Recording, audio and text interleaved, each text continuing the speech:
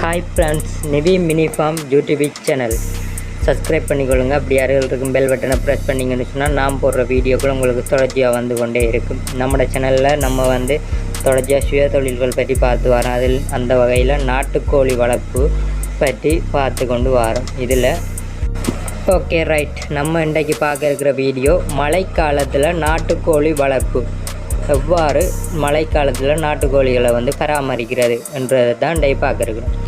நாட்டுக்கோழி வளர்க்குறவங்க சந்திக்கக்கூடிய ஒரு முக்கியமான பிரச்சனை நோய்கள். அதிலும் மழைக்காலத்தில் பார்த்திங்கன்னு சொன்னால் நோய்கள் அடிக்கடி இந்த கோழிகளுக்கு ஏற்படும். இக்காலகட்டத்தில் பல இறப்புகளும் ஏற்படும். இதனால் பாரிய நட்டத்தை நீங்கள் சந்திக்க வேண்டி இருக்கும். இதே பண்ணை வடிவில் வச்சுருக்கிறார்களுக்கு நட்டம் வந்து அதிக அளவில் இருக்கும். இந்த மழைக்காலத்தில் நம்ம ஒழுங்காக கவனிக்கலாட்டி கோழிகளை. அப்போ இது போன்று மழைக்காலத்தில் நாம் நாட்டுக்கோழிகளை எப்படி பராமரிப்பது என தெளிவாக இந்த வீடியோவில் பார்க்கலாம். வாங்க வீடியோக்குள்ளே போவோம். அதுக்கு முன்பு எனது நிவி மினி ஃபார்ம் யூடியூப் சேனலை சப்ஸ்கிரைப் பண்ணிக்கொள்ளுங்க. அப்படி யார்கள் இருக்கும் பெல் பட்டனை ப்ரெஸ் பண்ணிங்கன்னு சொன்னால் நான் போடுற வீடியோக்களும் உங்களுக்கு தொடர்ச்சியாக வந்து கொண்டே இருக்கும். அதோட எனக்கும் உங்களோட ஆதரவு கிடைச்சாப்பில் இருக்கும். ஓகே, நன்றி. ஓகே ரைட், நம்ம இப்போ பார்ப்போம் கோழிகளுக்கு மழைக்காலத்தில் ஏற்படும் நோய்களை என்னென்னு பார்ப்போம். இது முக்கியமாக ஏற்படக்கூடிய நோய்களை தான் நம்ம பார்க்குறோம். ஓகே, ஒன்று வந்து கோழி சளி, சிக்கன் கோல்டு என்று கூறுவார்கள். இந்த பிரச்சனை வந்து கோழிகளுக்கு ஏற்படும் மழைக்காலத்தில். அடுத்தது வந்து வெள்ளை கழிச்சல் நோய், இதுவும் ஏற்படும். மூணாவது கொரைசா நோய் தொற்று, இதுவும் கோழிகளுக்கு மழைக்காலத்தில் ஏற்படக்கூடிய நோய்கள் தான். அடுத்தது வந்து சில சுவாச நோய்களும் அம்மை நோயும் இந்த மழைக்காலத்தில் வந்து கோழிகளுக்கு ஏற்படும் நோய்களாக கருதப்படுகிறது. ஓகே நண்பர்களே, இது உங்களுக்கு விளங்கியிருக்கு தானே? ஓகே, மழைக்காலத்தில் ஏற்படக்கூடிய நோய்களை பற்றி பார்த்தோம். ஓகே ரைட், இவைகள் தான் மழைக்காலங்களில் கோழிகளுக்கு ஏற்படும் மிக முக்கியமான அடிக்கடி வரக்கூடிய நோய்கள். ஓகே ஃப்ரெண்ட்ஸ், ஓகே, இந்த நோய்கள் பற்றி ஒவ்வொன்றாக நாம் பின்பு பார்ப்போம், தனித்தனியாக பார்ப்போம். இதுக்குரிய தீர்வுகள் என்னென்னு நம்ம பார்ப்போம். ஓகே, நம்ம இப்போ பார்ப்போம் நாம் மழைக்காலத்தில் இவ்வாறான நோய்கள் ஏற்பட முக்கியமான காரணங்கள் என்னென்னு பார்ப்போம். சரியா? ஓகே ரைட், முதலாவது கோழிகளுக்கு நோய்கள் பல விதங்களில் தொற்றுகின்றன. அதில் ஒன்று கோழிகள் வளருகின்ற இடத்துல வந்து, அதாவது அந்த கூண்டில் வந்து நம்ம கோழிகளோட கழிவுகள் வந்து அதிகரிக்கக்குள்ள என்ன செய்யுதுன்னு சொன்னால் அந்த பாக்டீரியாக்கள் போன்ற வைரஸ்கள் காணப்படும். இவைகள் வந்து என்னை மழைக்காலத்தில் அப்போ வெப்பத்தில் இருந்தது மழை பெய்யுற சமயத்தில் வந்து உள்ளுக்குள்ளே கோழிகளோட சூட்டுக்கும் அந்த கழிவுகளோட சூட்டுக்கும் அந்த வெப்பநிலை மாற்றம் உண்டாகி, அதாவது தட்ப வெப்பநிலைன்னு சொல்லுவாங்க, இது வந்து ஏற்பட்டு என்ன செய்யணும்னு சொன்னால் நோய்கள் வந்து உருவாகும். இதுகள் வந்து கோழிகளுக்கு விரைவாக தொற்றும். இப்படியான நோய்கள் தான் கோழிகளுக்கு மிக முக்கியமாக ஏற்படக்கூடிய நோய்கள். இது என்ன பிரச்சனைன்னு சொன்னால் இந்த கூண்டு வந்து க்ளீன் இல்லாமல் இருப்பது தான் இதுக்கான முக்கியமான காரணமாக காணப்படுது. ஓகே ரைட், அடுத்ததாக மழைக்காலத்தில் வந்து கோழிகளுக்கு சளி ஏற்படுவதை நம்ம அடிக்கடி காணலாம். இதற்கு காரணம் மழையில் தேங்கி நிற்கும் நீரை கோழிகள் குடிக்கிறது தான்.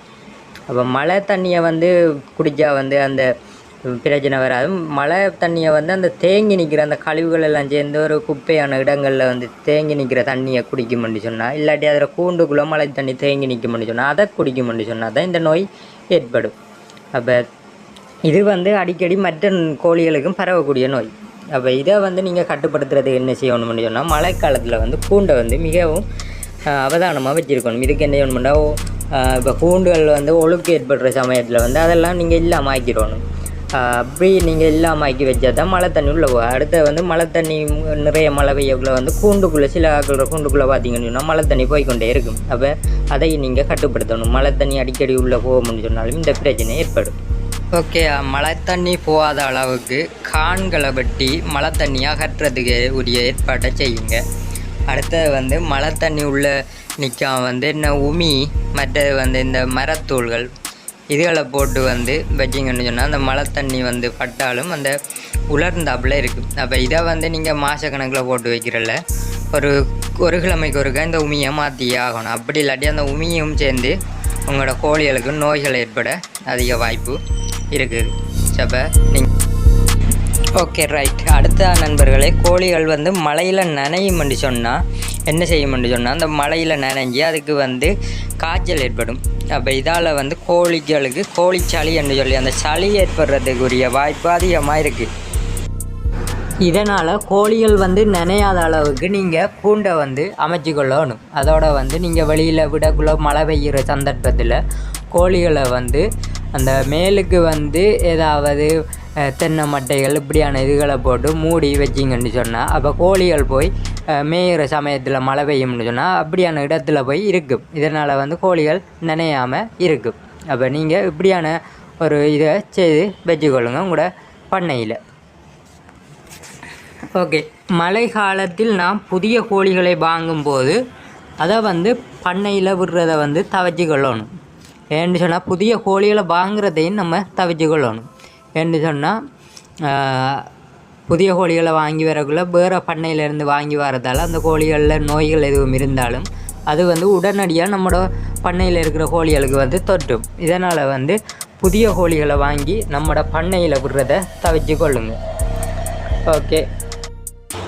Okay right. நம்ம இப்போ பார்ப்போம் மழைக்காலத்தில் கோழிகளுக்கு ஏற்படும் சளி நோய்க்கு மருந்து என்ன செய்வது என்று பார்ப்போம். இப்போ நாட்டு மருந்து பற்றி பார்ப்போம். இதற்கு உங்களுக்கு தேவை குப்பை மேனி, அடுத்தது வந்து ஓர் கைப்பிடி அளவு மஞ்சள், அடுத்தது சிறிய அளவு மிளகு, அடுத்தது துளசி, அடுத்தது கற்பூரவள்ளி. இவை கற்பூரவள்ளியில் 2 இலை இல்லாட்டி 3 இலை எடுத்தீங்கன்னு சொன்னால் காணும். ஓகேயா? அப்போ இதை எடுத்து என்ன செய்யுங்கன்னு சொன்னால் அம்மியில் வச்சு நல்லா அரையுங்க, மை போன்று அரையுங்க. அரைத்து நோய் ஏற்பட்ட கோழிகளுக்கு வந்து 3 நாட்களுக்கு 3 வேளையும் கொடுங்க. எப்படி கொடுக்குறேன்னு சொன்னால் இப்போ இந்த ஊசி போடுற அந்த இது இருக்குது தானே, அதை எடுத்து நீங்கள் அதுக்குள்ளே இதை இழுத்து திரும்ப அதில் கோழிகள வாய்க்குள்ளே வச்சு அமர்த்துனீங்கன்னு சொன்னால் அப்படியே கோழிகள் விழுங்கிடும். அப்படி அது இல்லாத ஆக்கள் என்ன செய்யுங்கன்னா சின்ன ரப்பர் கரண்டியை எடுத்து அதன் மூலமும் நீங்கள் கோழிகளுக்கு கொடுக்கலாம். சரியா? இப்படி நீங்கள் நோய்வாய்ப்பட்ட கோழிகளுக்கு தான் கொடுக்கணும் இல்லை. இதை வந்து நீங்கள் மழை காலத்தில் வந்து உங்களோட பண்ணையில் இருக்கிற எல்லா கோழிகளுக்கும் நீங்கள் கொடுக்கலாம். அப்போ தண்ணியில் கலந்து வச்சிங்கன்னு சொன்னால் எல்லா கோழியும் அதை குடிக்கிறதால இந்த நோய்கள்லேருந்து தப்பிச்சு கொள்ளும். அப்போ நீங்கள் வந்து மழை காலத்தில் இப்படியானதில் செஞ்சு உங்களோட கோழிகளுக்கு நீங்கள் கொடுத்துக்கொள்ளுங்க.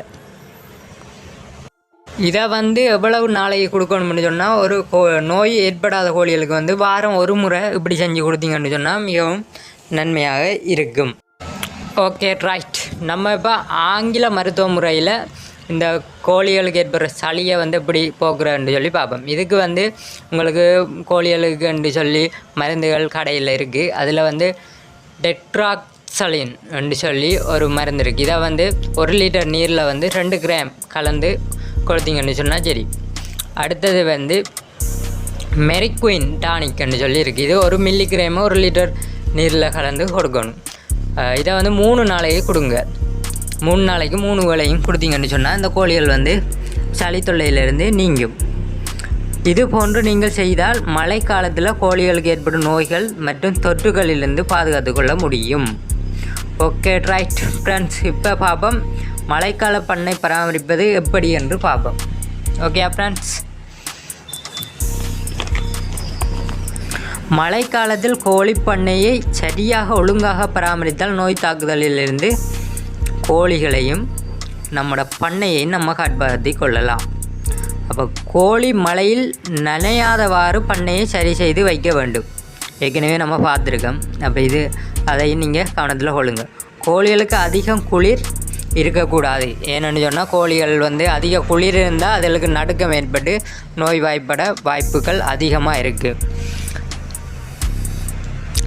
அப்படி குளிர் அதிகமாக இருக்குன்னு சொல்லி உங்களுக்கு விளங்குதுன்னு சொன்னால் கோழிகள் நடுக்கம் அதிகமாக இருக்குன்னு சொன்னால் என்ன செய்யுங்கன்னு சொன்னால் கூண்டுக்குள்ளே வந்து 2 குண்டு வல்ப் போட்டு விடுங்க. கூண்டுக்குள்ளே அந்த குண்டு வல்ப் வந்து குளிர்காலத்தில் வந்து அந்த கோழிகளுக்கு வந்து வெப்பத்தை வழங்கும். அப்போ நீங்கள் என்ன செய்யுங்கன்னு சொன்னால் 2 குண்டு வல்ப் உங்களோட பண்ணையாக இருக்கிற கோழிகள் அளவை பொறுத்து நீங்கள் பல்பை வந்து போட்டுக்கொண்டீங்கன்னு சொன்னால் உங்களுக்கு மிகவும் இலகுவாக இருக்கும் இந்த மழை காலத்தில் வந்து கோழிகளை பராமரிக்கிறதுக்கு. ஓகே. மழை காலத்தில் கோழிகள் மரங்களில் அல்லது கூண்டை விட்டு வெளியில் அடைப்பதை தவிர்த்து கொள்ளுங்கள். இப்போ மரத்துலலாம் கோழி தங்கியிருங்க. அப்படியான கோழிகளெல்லாம் எடுத்து பிடிச்சி நீங்கள் கூண்டுக்குள்ளே போட்டு விட்றணும். அப்போ வெளியில் மழைக்குள்ளே நனைய விடாதீங்க. ஏற்கனவே சொல்லியிருக்கேன். அதே போல் தான் ஓகே, பொரித்த குஞ்சுகளை மழைக்காலத்தில் ப்ரூடிங்கில் விடுவது மிகவும் சிறந்தது. ப்ரூடிங் பற்றி எனது நிவிமினிவாம் யூடியூப் சேனலில் இருக்குது, நீங்கள் போய் பார்த்துக்கொள்ளலாம். ப்ரூடிங் செஞ்சு அந்த செட்டப்பில் வந்து வச்சிங்கன்னு சொன்னால், இந்த குண்டு வல்பையும் போட்டு அதுக்குள்ளே வச்சிங்கன்னு சொன்னால், இந்த பிறந்த குஞ்சுகள் வந்து ஒரு மாதத்துக்குள்ளான குஞ்சுகள் வந்து மிகவும் சுறுசுறுப்பாக இருக்கும். அப்படி நீங்கள் மழைக்காலத்தில் ப்ரூடிங்கில் வைக்காமல் சும்மா வச்சிங்கன்னு சொன்னால், அதுக்கு குளிர் எடுத்து நடுக்கம் ஏற்பட்டு அதுகள் இறக்கக்கூடிய சந்தர்ப்பம் அதிகமாக இருக்குது. சரியா, அடுத்ததாக பார்ப்போம். மழை காலத்தில் அடிக்கடி நீங்கள் பண்ணையை துப்புரவு செய்து பண்ணையை மிகவும் சுத்தமாக வைத்திருப்பது மிகவும் அவசியமானது. ஓர் விடயமும் இது ஒரு கடமையுமாகவும் கொள்ளுங்கள். ஏன்னு சொன்னால் இது தான் முக்கியமான விடயம், சுத்தம். ஏற்கனவே நான் இது பற்றி விளக்கமாக தந்திருக்கிறேன். நிவிமினிஃபார்ம் யூடியூப் சேனலில் இருக்குது, போய் பார்த்துக்கொள்ளுங்க பார்க்காதாக்கள். கூண்டை வந்து சுத்தமாக வச்சுருக்கணும். எப்படி என்று சொன்னீங்கன்னு சொன்னால், உமி இல்லாட்டி மரத்தூள் இதுகளை போட்டு உலர வச்சுருக்கணும். கீழே போட்டிங்கன்னு சொன்னால் அந்த எச்சங்களில் பட்டு அது இது பண்ணியிருக்கும். அப்போ இதை வந்து நீங்கள் என்ன செய்யணும்னா, ஒரு மாத கணக்கில் வச்சுருக்கப்படாது, ஒரு கிழமைக்கு ஒருக்கா இந்த உமி மற்றும் மரத்தூளை வந்து மாற்றணும். அப்போ தான் அந்த நோய் தொற்றுலேருந்து பாதுகாத்து கொள்ளலாம். அது மழை காலத்தில்னு சொன்னால் ஒரு கிழமைக்கு 2 தரமாவது நீங்கள் உமியை மாற்றியாக ஆகணும். ஓகே, அடுத்ததாக ஃப்ரெண்ட்ஸ், மழை காலத்தில் நீங்கள் நீர், உணவு போன்றவற்றை மிகவும் சுத்தமாக கொடுக்க வேண்டும். இதுக்கு வந்து உணவு பாத்திரம் மற்றும் நீர் பாத்திரத்தை வந்து நீங்கள் சுத்தமாக வச்சுருக்கணும்.